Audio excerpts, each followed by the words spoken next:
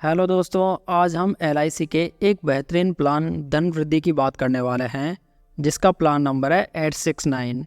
LIC का ये plan एक वन टाइम इन्वेस्टमेंट प्लान है, यानी कि इसमें आपको फिक्स डिपॉजिट की तरह एक बड़ा अमाउंट एक साथ ही जमा करना होता है।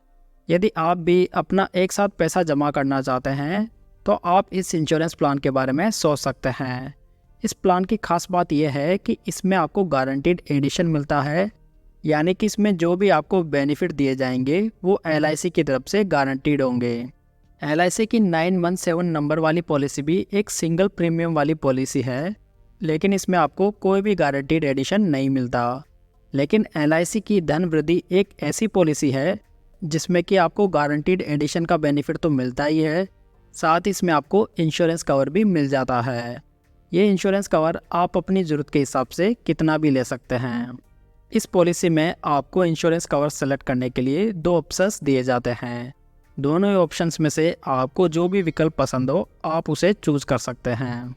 पहले ऑप्शन की बात करें तो इसमें आप जो भी प्रीमियम पे करते हैं उसका 1.25 टाइम्स आप कवर ले सकते हैं।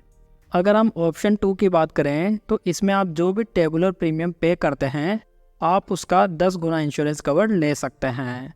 यदि आप यहाँ पर कम इंश्योरेंस कवर लेते हैं तो भी आपको सेविंग्स का ज़्यादा बेनिफिट मिलेगा, और यदि आप ज़्यादा इंश्योरेंस अमाउंट का कवर लेते हैं तो उसमें आपकी मैच्योरिटी के टाइम पर सेविंग का अमाउंट कम मिलेगा।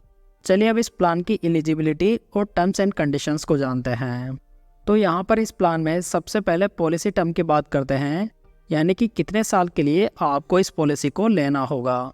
तो यहाँ पर एलआईसी की तरफ से आपको 3 ऑप्शन दिए गए हैं। यहाँ पर जो भी आप वन टाइम इन्वेस्टमेंट करना चाहते हैं वो आप 10 साल के लिए कर सकते हैं, 15 साल के लिए कर सकते हैं या फिर 18 साल के लिए। आप इन तीनों ऑप्शंस में से कोई भी एक ऑप्शन सेलेक्ट कर सकते हैं। इस तरह यदि आप 18 साल की पॉलिसी टर्म लेना चाहते हैं तो उसमें मिनिमम एंट्री एज 90 दिन की है, जबकि मैक्सिमम एज वो 60 साल की है। यानी कि 90 दिन के बच्चे से लेकर 60 साल तक का कोई भी व्यक्ति 18 साल की पॉलिसी टर्म वाला प्लान ले सकता है। यदि आप 18 वर्ष की पॉलिसी में ऑप्शन 2 लेना चाहते हैं जिसमें कि आपको ज़्यादा इंश्योरेंस कवर मिल जाता है, तो उसमें मिनिमम एंट्री एज 90 दिन की है, जबकि मैक्सिमम एज 32 ईयर्स की है। उसके बाद में बात करते हैं मैच्योरिटी एज की, यानी कि जब आपकी पॉलिसी ख़त्म होगी उस टाइम पर आपकी एज कितनी होनी चाहिए। तो यहाँ पर अगर आप अपनी एज और पॉलिसी टर्म को ऐड करते हैं तो आपको यहाँ पर मैक्सिमम मैच्योरिटी एज मिल जाती है। जैसे कि आप ऑप्शन 1 चूज़ करते हैं तो उसमें मैच्योरिटी एज 70 ईयर्स की होगी। अगर आप ऑप्शन 2 सेलेक्ट करते हैं तो उसमें मैक्सिमम मैच्योरिटी एज 50 ईयर्स की रहेगी। तो यहाँ पर मैं आपको बताना चाहूँगा कि आप जो पॉलिसी टर्म लेना चाहते हैं उसके अकॉर्डिंग आपको एंट्री एज और मैच्योरिटी एज चेक करनी है, ताकि आपको यहाँ पर कोई भी कन्फ्यूज़न ना रहे। आप सेम 18 ईयर के ऑप्शन के अनुसार 15 ईयर की पॉलिसी टर्म की एंट्री एज और एग्जिट एज भी स्क्रीन पर देख सकते हैं। और उसके बाद यहाँ पर अगर हम बात करें 10 साल के पॉलिसी टर्म की तो उसमें आपकी एंट्री एज और एग्जिट एज अलग अलग देखने को मिल जाती है। ये भी आप इस स्क्रीनशॉट में देख सकते हैं। नेक्स्ट अब हम सम एश्योर्ड की बात करते हैं। इस पॉलिसी में मिनिमम सम एश्योर्ड 1,25,000 रुपये का है, जबकि मैक्सिमम सम एश्योर्ड की कोई भी लिमिट नहीं है। जो भी आपकी इनकम है आप उसके अकॉर्डिंग इंश्योरेंस प्लान ले सकते हैं। चलिए दोस्तों, अब एक एग्जांपल से इस पूरे इंश्योरेंस प्लान को समझते हैं। मान लेते हैं सुरेश, जिनकी एज अभी 30 साल की है और वो 10 लाख का इंश्योरेंस कवर लेना चाहते हैं। तो उनके पास में 2 ऑप्शंस अवेलेबल हैं। हम मान लेते हैं कि सुरेश ऑप्शन 1 चूज़ करना चाहते हैं, जिसमें कि उनको टेबुलर प्रीमियम का 1.25 टाइम्स रिस्क कवर मिल जाता है। इस पॉलिसी में हमें 3 पॉलिसी टर्म्स के ऑप्शंस मिल जाते हैं। तो हम मान लेते हैं कि सुरेश ने 18 साल का पॉलिसी टर्म लिया है। तो यहाँ पर सुरेश को पॉलिसी लेते समय पॉलिसी का प्रीमियम एक साथ ही पे करना होगा, जो कि 7,94,450 रुपये रहेगा। इसके बाद में जो भी पॉलिसी टर्म है उतने सालों तक सुरेश को वेट करना होगा। यहाँ पर पॉलिसी टर्म 18 साल की है तो सुरेश को 18 सालों तक ही वेट करना होगा। उसके बाद में जैसे ही पॉलिसी टर्म ख़त्म हो जाएगी उस समय पर आपकी जो पॉलिसी है उसकी मैच्योरिटी भी हो जाएगी। पॉलिसी मैच्योर होने पर सुरेश को सम एश्योर्ड का 10 लाख रुपए तो मिलेगा ही, साथ ही गारंटीड एडिशन भी प्राप्त होगा। तो यहाँ पर इस पॉलिसी में कितना गारंटीड एडिशन मिलेगा उसकी पूरी लिस्ट LIC की तरफ से प्रोवाइड की गई है, जो कि आप यहाँ पर देख सकते हैं।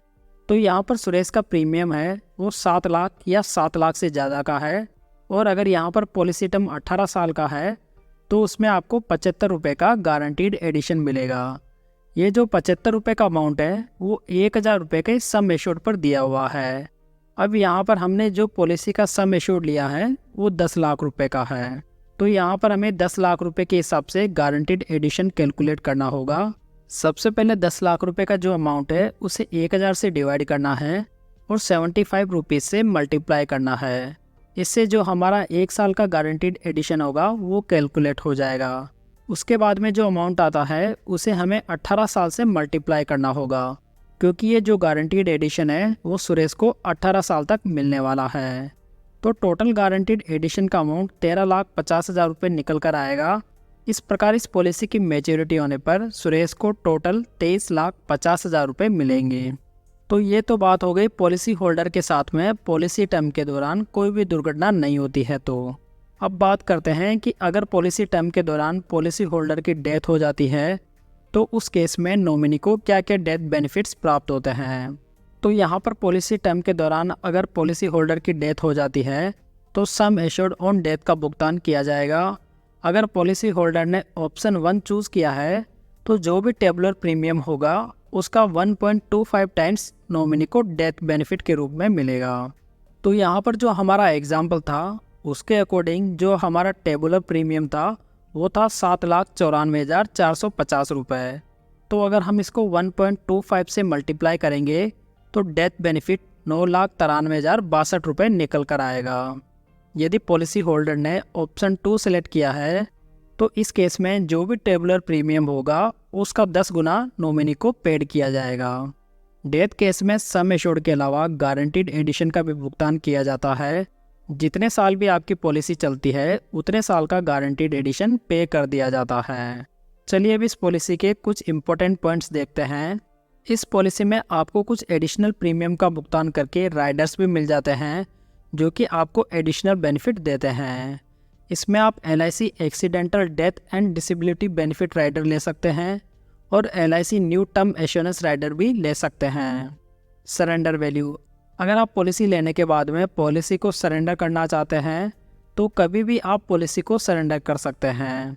इस केस में जो भी गारंटीड सरेंडर वैल्यू होगी या फिर जो स्पेशल सरेंडर वैल्यू होगी उन दोनों में से जो भी अमाउंट ज़्यादा आएगा वो आपको पे कर दिया जाएगा। लोन फैसिलिटी, पॉलिसी लेने के 3 महीने के बाद आपको इसमें लोन की सुविधा मिल जाती है। तो दोस्तों ये थी आज की जानकारी। उम्मीद है कि आपको ये पसंद आई होगी। वीडियो को लाइक, कमेंट और शेयर जरूर कीजिएगा। साथ ही इस चैनल को सब्सक्राइब जरूर कर लीजिएगा। तो चलिए दोस्तों फिर मिलते हैं एक नई जानकारी के साथ। तब तक जय हिंद, जय भारत।